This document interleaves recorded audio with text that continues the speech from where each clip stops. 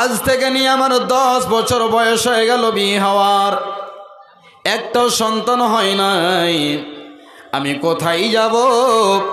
আপনাকে ঈমান হারা করার জন্যে বহু মানুষ বলবে ভাই পান্ডুয়া শরীফে চলে যাও, ওই মাজারে যাবে, একটা কোরবান একটা তুমি খাসি মানত রাখবে এবং সেই মাজারে গিয়ে পীরের কাছে সাহায্য চাইবে, সেই বাচ্চা দিতে পারে, সে তোমাকে সন্তান দিতে পারে।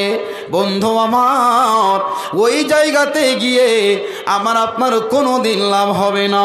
আমার আপনার ঈমান নামে বস্তুটা নষ্ট হয়ে যাবে।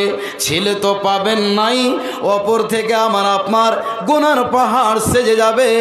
এই জন্য বন্ধুরে, আপনি তার কাছে কোনো দিন ওই জায়গাতে জীবনে যাবেন না।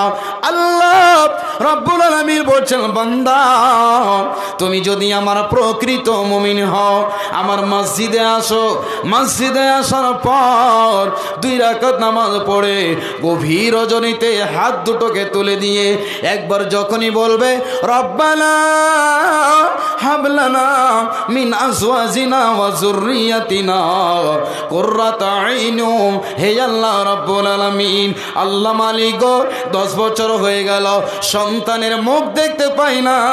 আল্লাহ তুমি যাকে চাও সন্তান দাও, আল্লাহ তুমি যাকে চাও মেয়ে দাও, আল্লাহ তুমি যাকে চাও ছেলে দাও, আল্লাহ যাকে চাও শুধু ছেলে দাও, শুধু মেয়ে দাও। আবার আল্লাহ তুমি যাকে চাও চিরজীবনের জন্য আল্লাহ তুমি বন্ধা করে দাও।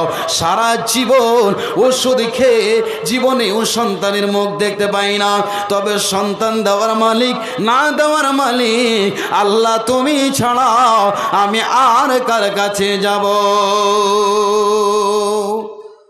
আল্লাহর কাছে আপনি দরখাস্ত দেন, আর এই দোয়াটা আপনি বলেন, রব্বি হাবলি মিনাস সলিহিন, রব্বানা হাবলানা মিন আজওয়াজিনা ওয়া যুররিয়াতিনা কুররাতা আইনি ওয়াজআলনা লিল মুত্তাকিনা ইমামা। এই বলে আপনি দোয়া করেন। ভাই আমার, বন্ধু আমার, মা আমার, বোন আমার, আপনার ঈমানকে নষ্ট করে দেওয়ার জন্য বহু রকমের আপনার কাছে মেসেজ আসবে, অফার আসবে। তাই বলে মা রে, জীবনে কোনোদিন এইরকম ঈমানকে বিক্রি করতে যাবেন না।